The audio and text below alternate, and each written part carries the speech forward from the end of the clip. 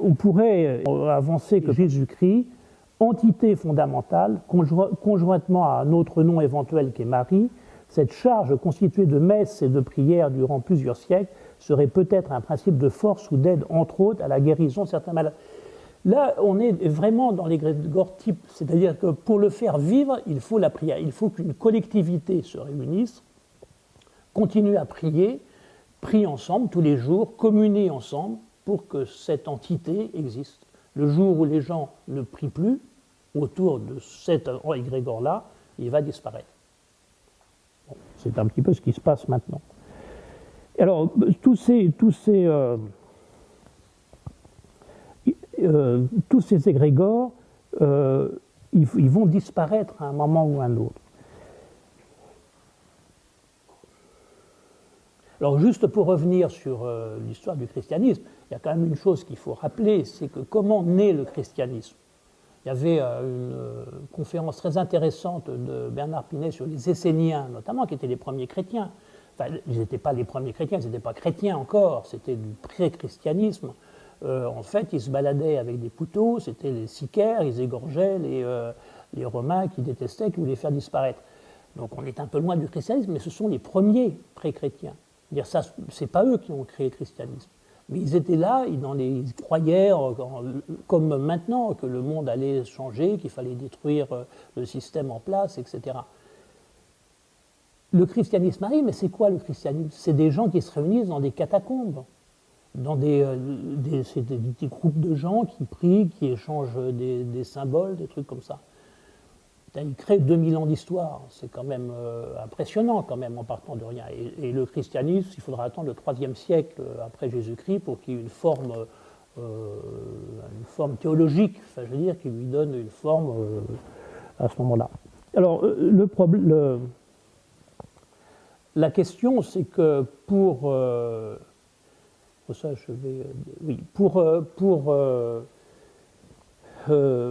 détruire un égrégore, il faut, normalement, si on prend la règle de l'égrégore, il faut le détruire par le feu. Si on revient à la Kabbale, d'ailleurs. Et effectivement, on va retrouver des thèmes récurrents, des destructions par le feu, des civilisations passées, la bibliothèque de Babel, l'incendie de Rome, qui est un symbole vraiment typique. On va retrouver Daesh, qui sont en train de détruire toute la civilisation passée. On va retrouver Fahrenheit, Jeanne d'Arc. Jeanne d'Arc, pour faire disparaître le mythe de Jeanne d'Arc, on la brûle. Les sorcières, les cathares c'est typique, ils sont brûlés par les chrétiens qui refusent l'égrégore que représente la civilisation cathare. Donc, c'est, pour reprendre en Belin, qu'on a cité tout à l'heure dans sa Kabbale pratique, édition Miklos en 1951, il nous précise ce principe, je le cite, c'est Nicolet qui le cite, mais un courant spirituel ne peut devenir vivant au sens occulte du mot que si des rites le vitalisent. Les égrégores sont des concepts vitalisés.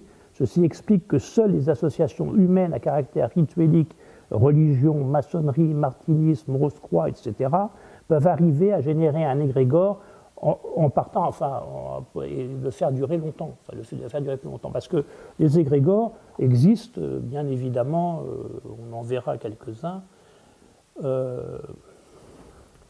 Alors, ces égrégores, on revient aussi à des discussions qu'il y a eu, des présentations qu'il y a eu tout à l'heure, notamment par Philippe, qui sont ces égrégores sombres.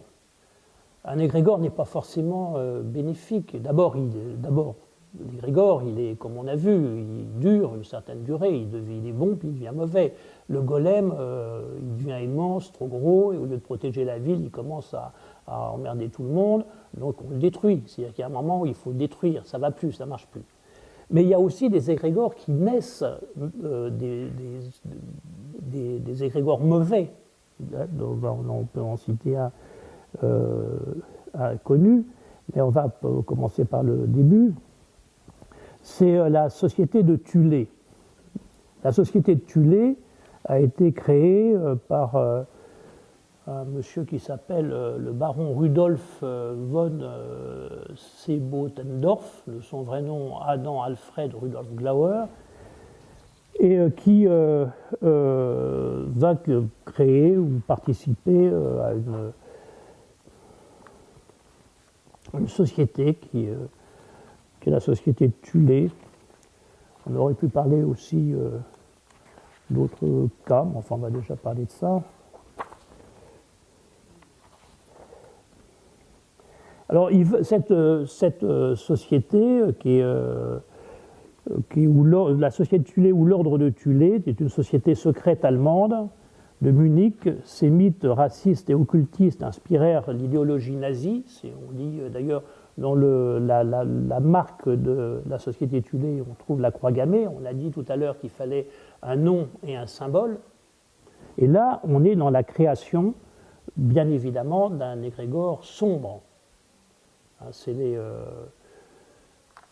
le Seigneur des Anneaux, c'est-à-dire il y a un truc qui va pas, qui est là, qui se transforme, mais qui va quand même monter, faire monter des populations entières qui vont parcourir le monde entier, enfin, jusqu'aux États-Unis, encore aujourd'hui d'ailleurs. Alors la société de Thulé, c'est donc une société secrète allemande de Munich, ces mythes racistes et occultistes inspirés à la idéologie nazie, je viens de le dire. Elle tire son nom de Thulé, partie la plus septentrionale d'Europe et lieu mythique pour les anciens Grecs et Romains, dans lequel le dieu Apollon viendrait passer une partie de l'hiver. La région est supposée habitée par les hyperboréens, peuples mythiques. Virgile, plus tard, l'évoque dans l'Énéide, Goethe, au XVIIIe siècle, associé à l'Atlantide.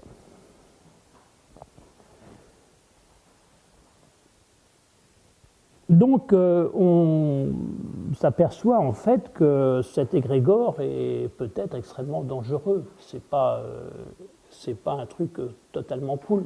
Je veux dire, c'est pas uniquement des chrétiens qui s'aiment, qui acceptent de se faire dévorer par les lions pour passer un message, ou demain peut-être d'autres religions ou d'autres croyances ou d'autres civilisations. Il y a des égrégores. C'est l'ange déchu. C'est Satan, qui est un égrégore.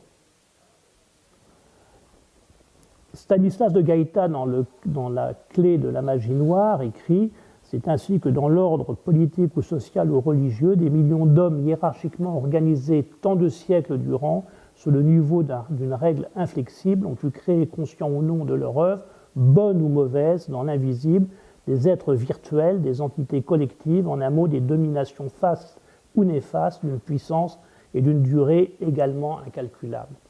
Saint Yves d'Alvèdre, dans Mission des Juifs, dit « S'il est facile de créer ou de susciter des puissances instinctives, des dominations destructrices, il est presque impossible de les effacer de la biologie de la Terre et de sa substance primitive, à moins d'un déluge.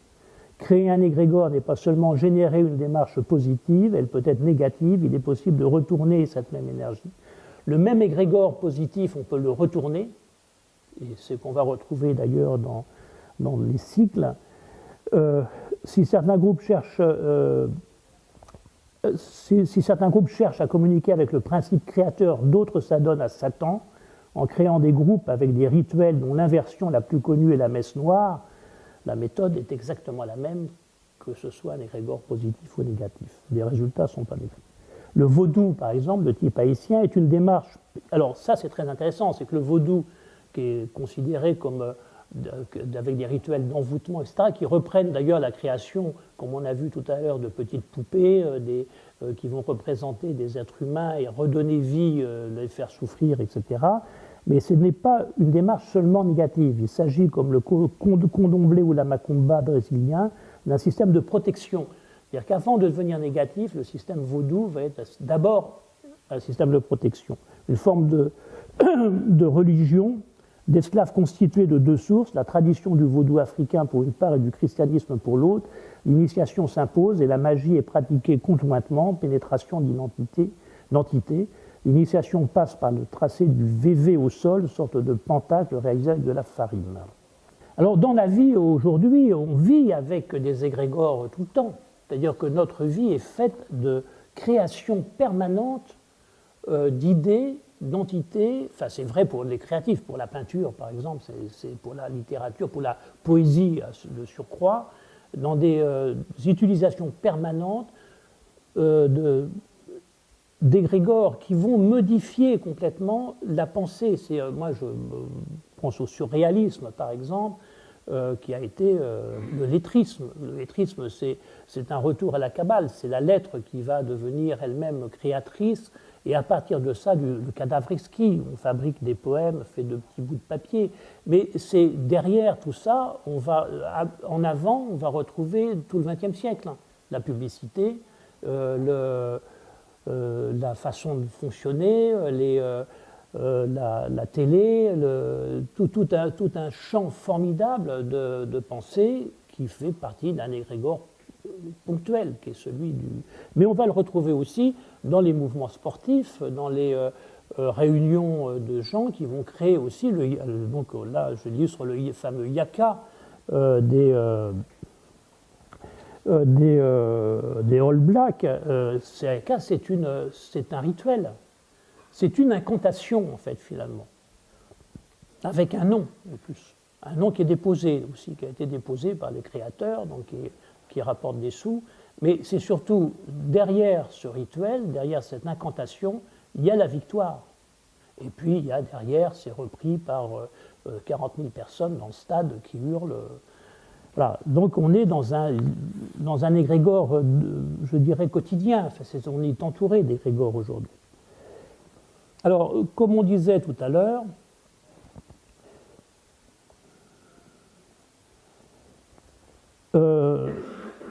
il faut dire le nom avant que la chose existe.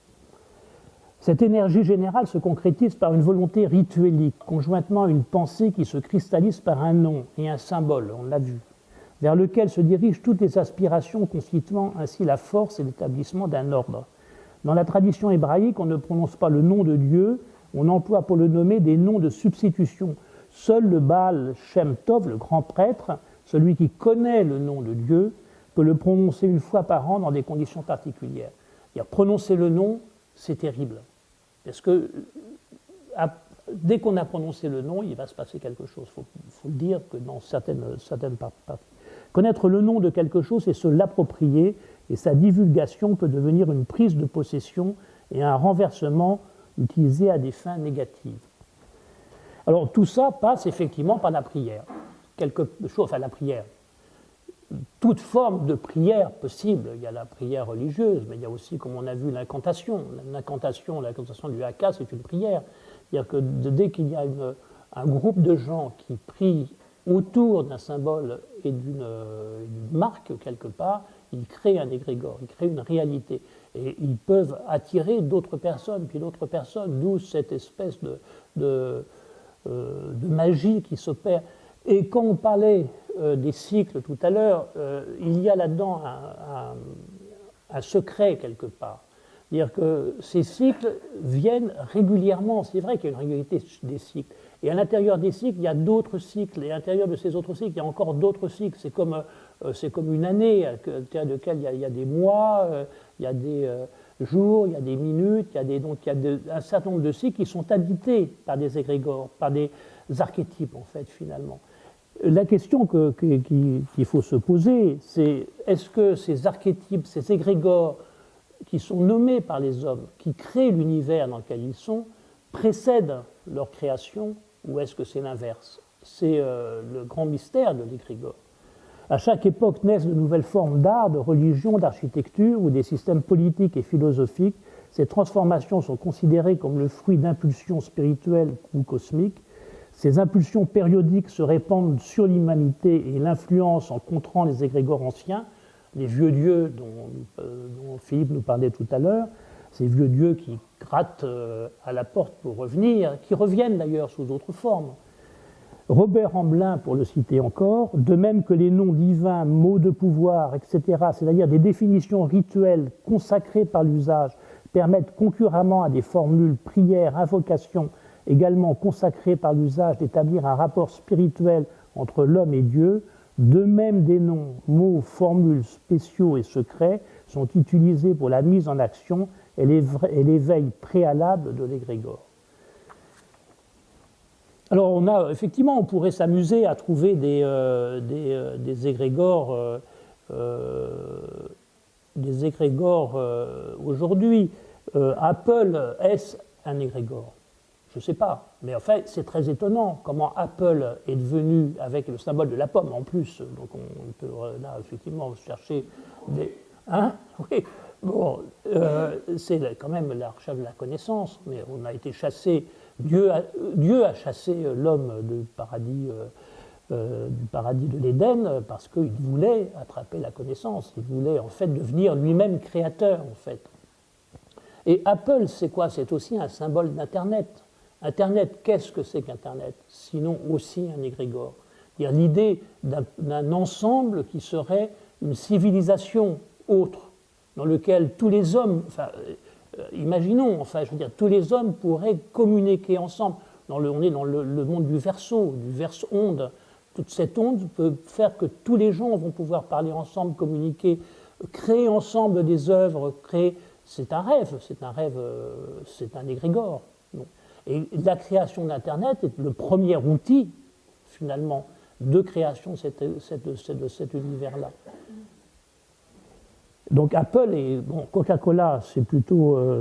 bien que Coca-Cola, c'est le coca, c'est le rêve, c'est la musique. La musique, j'en ai pas parlé, on n'en a pas parlé. La musique, c'est très important, c'est très intéressant. La musique est quand même quelque part un lien entre l'esprit et l'homme, entre Dieu ou sa forme, ou quel qu'il soit, entre l'univers et l'homme. La musique, c'est aussi une forme d'expression aussi forte que les mots. Je vais quasiment terminer, parce que je vais terminer par mon dada qui est Borges. Voilà. Donc, je vais quand même terminer par lui, parce que je ne ferai pas vraiment bien mon travail.